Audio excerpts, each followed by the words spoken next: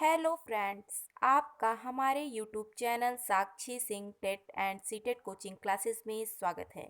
आज हम आपको एनसीईआरटी पैटर्न पर आधारित बाल विकास और शिक्षा शास्त्र से महत्वपूर्ण प्रश्न लेकर आए हैं जो यूपी टेट में और सीटेट में पूछे जाते हैं। अगर आप यूपी टेट या सीटेट की तैयारी कर रहे हैं तो आप इस वीडियो को पूरा लास्ट तक देखें।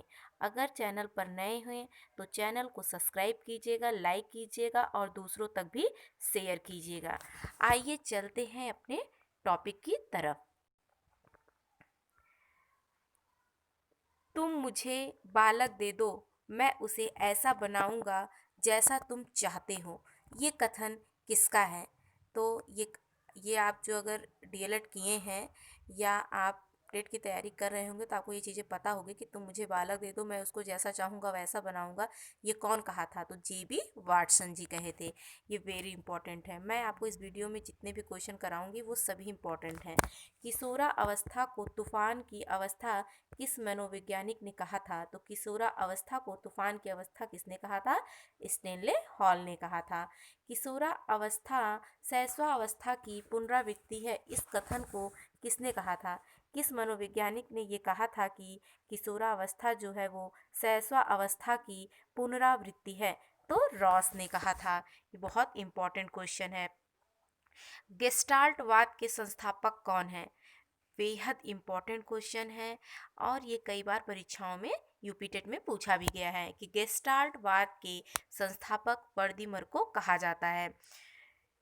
दूध के दांतों की संख्या कितनी होती है? तो दूध के दांतों की संख्या 20 होती है।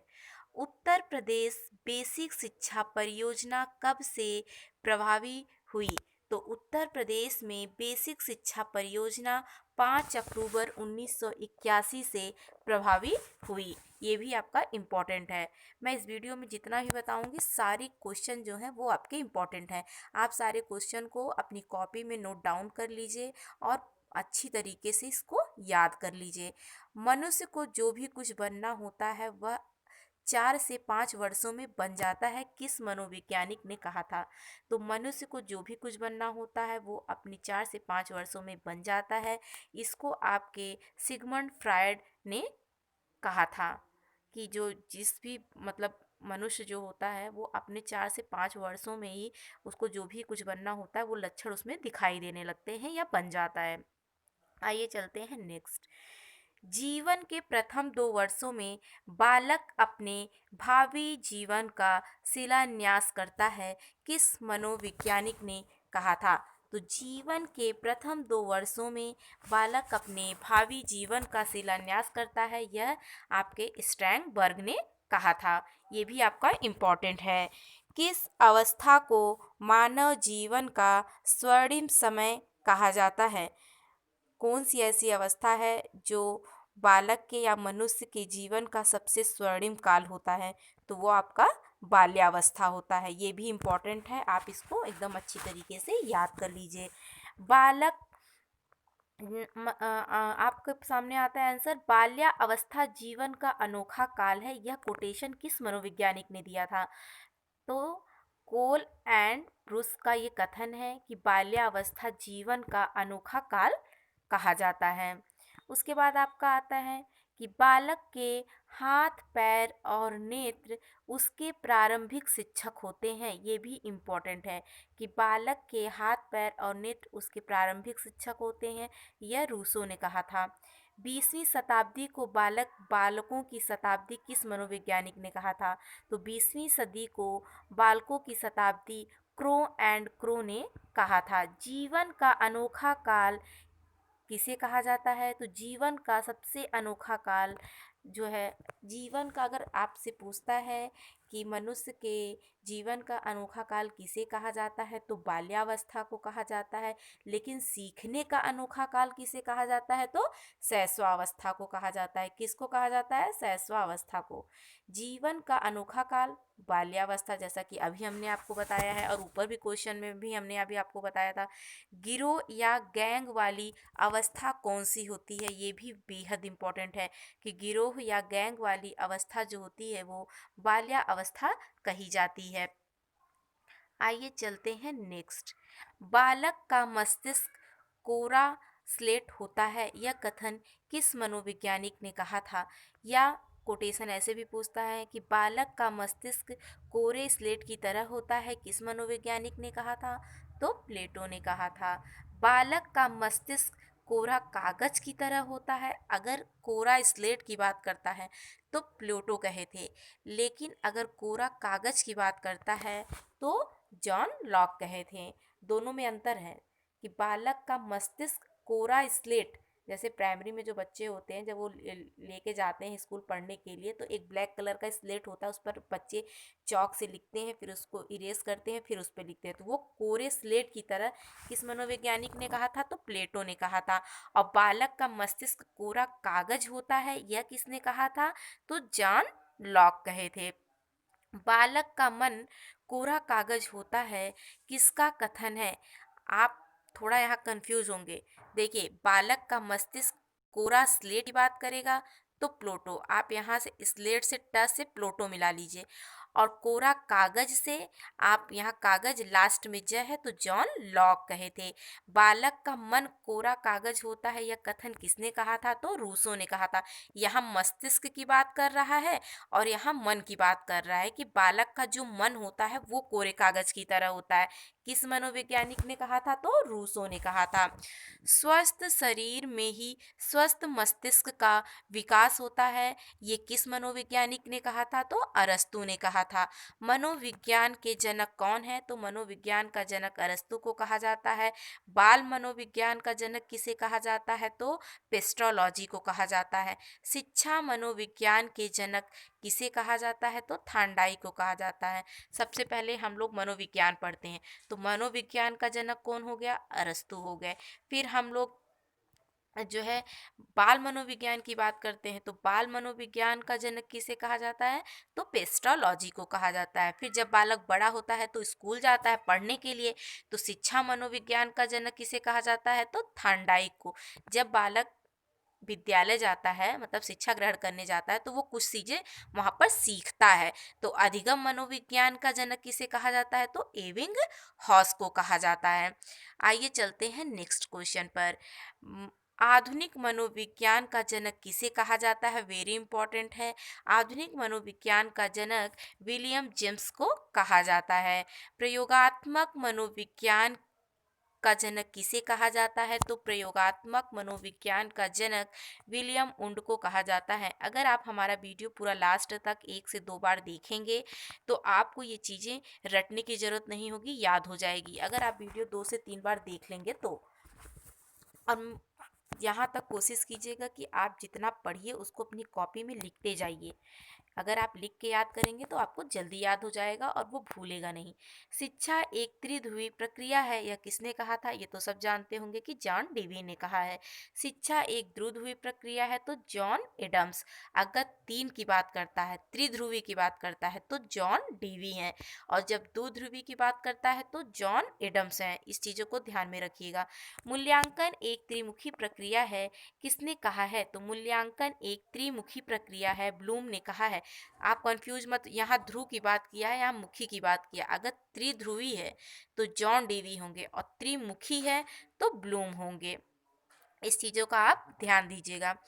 वंशानुक्रम माता और पिता से संतान को प्राप्त होने वाले गुणों का नाम है, किस मनोवैज्ञानिक ने कहा है? तो वंशानुक्रम माता और पिता से संतानों को प्राप्त होने वाला गुण है, यह जो है आपके रुथ वेंटिक्स ने कहा था। आइए चलते हैं नेक्स्ट। शैशवावस्था सीखने का आदर्श काल है, ये कौन कहा था? तो शैशवावस्था सीखने का आदर्श काल है, तो आपके ये बहुत इंपॉर्टेंट मनोवैज्ञानिक हैं, वेलेंटाइन ने कहा है। किसने कहा है? तो वेलेंटाइन ने कहा है। मनोविज्ञान मनोवैज्ञानिक फ्रायड ने स्वप्रेम की भावना नर्सिज्म की इस अवस्था के लिए कहा है। नर्सिज्म मतलब होता है स्वप्रेम। यह जो सिगमंड फ्रायड मनोवैज्ञानिक थे वो किस अवस्था में कहे थे? तो शैशवावस्था में कहे थे। वृद्धि और विकास के 2 प्रमुख तत्व क्या हैं? वृद्धि जो होती है वंशानुक्रम होती है, और विकास जो होता है वो वातावरण से होता है। तो ये चीज़ें इंपॉर्टेंट है। आपको विकास जो है, विकास और वृद्धि में क्वेश्चन पूछ सकता है कि वृद्धि कैसी होती है? तो वृद्धि वंशानुक्रम होती है, और विकास जो होता है वो वातावरण से होता है। वाटसन के अनुसार मूल संवेग कौन कौन से हैं? तो वाटसन ने 3 मूल संवेग बताए थे, भय, क्रोध और प्रेम, जो कि आपको सहसावस्था में ज़्यादा देखने को मिलेगा। सहसावस्था में पूर्ण मस्तिष्क का विकास कितने प्रतिशत हो जाता है? तो सहसावस्था में पूर्ण मस्तिष्क का विकास जो होता है वो 90% हो जाता है, और किशोरा अवस्था में मस्तिष्क का विकास जो होता है वो पूर्ण हो जाता है। मतलब जितना भी मस्तिष्क का विकास होना है वो किशोरावस्था में हो जाता है, लेकिन सहसावस्था में सिर्फ 90% तक होता है। 3 से 6 वर्ष की अवस्था में बालक अर्ध स्वप्न की अवस्था में रहता है। ये कौन से मनोवैज्ञानिक ने कहा था? तो थॉर्नडाइक ने कहा था। सांवेगिक विकास किस अवस्था में सबसे ज़्यादा होता है? तो सांवेगिक विकास जो होता है वो सबसे ज़्यादा शैशवावस्था में होता है। दोहरा कारक सिद्धांत किस मनोवैज्ञानिक ने दिया था? तो दोहरा कारक सिद्धांत जो है वो फ्रेडरिक हर्ज़बर्ग ने दिया था। आइए चलते हैं नेक्स्ट। दोहरा कारक सिद्धांत किस मनोवैज्ञानिक ने दिया था? अभी हमने आपको बताया कि फ्रेडरिक हर्ज़बर्ग ने किया था, लेकिन सबसे इम्पोर्टेंट है कि द्विकारक सिद्धांत किस मनोवैज्ञानिक ने दिया था? तो द्विकारक सिद्धांत जो है वो स्पीयरमैन दिए थे। वेरी वेरी इंपॉर्टेंट क्वेश्चन है ये। आप अगर डीएलएड की परीक्षा देने वाले होंगे, फर्स्ट सेमेस्टर में होंगे, तो ये चीज़ें आपकी परीक्षा में पूछी जा सकती हैं, ये इंपॉर्टेंट है। अधिगम का हृदय एवं स्वर्ण पथ किसे कहा जाता है? अधिगम का हृदय एवं स्वर्ण पथ जो है वो अभिप्रेरणा को कहा जाता है। स्किनर के अनुसार अभिप्रेरणा क्या है? तो स्किनर के अनुसार अभिप्रेरणा सीखने का सर्वोत्तम राजमार्ग है। यह किस मनोवैज्ञानिक ने कहा था? तो स्किनर ने कहा था। आप दो तरह से क्वेश्चन याद कीजिए। अगर क्वेश्चन में पूछता है कि अभिप्रेरणा सीखने का सर्वोत्तम राजमार्ग है, किस मनोवैज्ञानिक ने कहा था? तो 4 ऑप्शन दिए रहेंगे, तो आप वहाँ पर स्किनर को टिक करेंगे।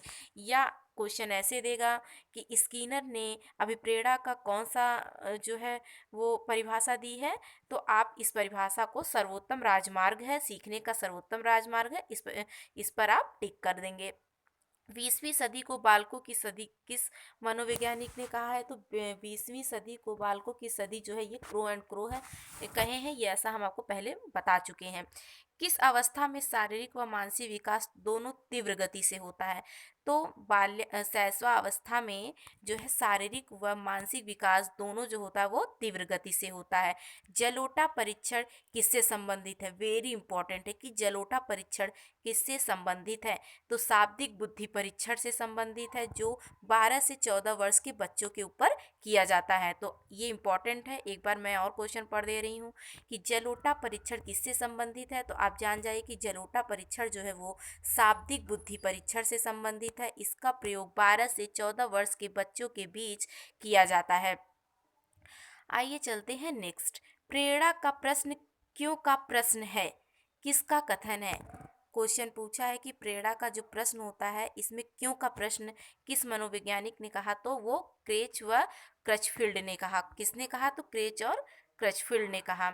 स्किनर के अनुसार, जैसा कि हमने आपको ये चीज़ें बता ही दिया है कि स्किनर, एक बार और इसको देख लेते हैं कि स्किनर के अनुसार क्या है। तो स्किनर के अनुसार अभिप्रेरणा सीखने का सर्वोत्तम राजमार्ग है। 20वीं सदी को बालकों की शताब्दी किस मनोवैज्ञानिक ने कहा? तो क्रो एंड क्रो ने कहा। किस अवस्था में शारीरिक व मानसिक विकास दोनों तीव्र गति से होते हैं? तो सहस्वावस्था में होते हैं। जलोटा परीक्षण किससे संबंधित है? तो शाब्दिक बुद्धि परीक्षण से संबंधित है। प्रेरणा का प्रश्न क्यों का प्रश्न है, किसका कथन है? तो क्रिच एंड क्रचफील्ड का कथन है। किसका कथन है कि धर्म मनुष्य के लिए अफीम के समान है? ये इंपॉर्टेंट है। किस मनोवैज्ञानिक ने कहा कि धर्म मनुष्य के लिए अफीम के समान है? तो मॉक्स का कथन है। किसने कहा कि शिक्षा का कार्य मानव समाज को सुसंस्कृत बनाता है? तो शिक्षा का कार्य मानव समाज को सुसंस्कृत बनाता है, यह श्री अरविंदो का जो है कथन है। अगर आपको हमारा चैनल अच्छा लगा हो तो हमारे चैनल को लाइक कीजिएगा, सब्सक्राइब कीजिएगा और अधिक से अधिक शेयर कीजिए, जिससे और लोग भी इससे लाभान्वित हो सकें। जो भी बच्चे यूपी टेट या सी टेट की तैयारी कर रहे हैं वो हमारे चैनल से जुड़ें। अगर आपको कोई भी प्रश्न पूछना हो तो आप नीचे कमेंट बॉक्स में कमेंट कर सकते हैं। Thank you.